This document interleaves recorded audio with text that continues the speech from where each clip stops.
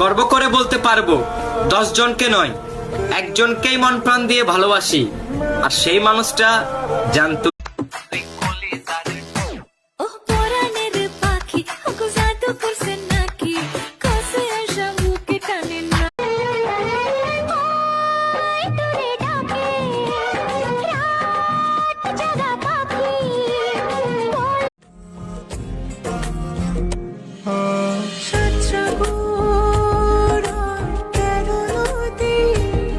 থাকে নীরব কথায়, চোখের আয়না তো আমারই মন।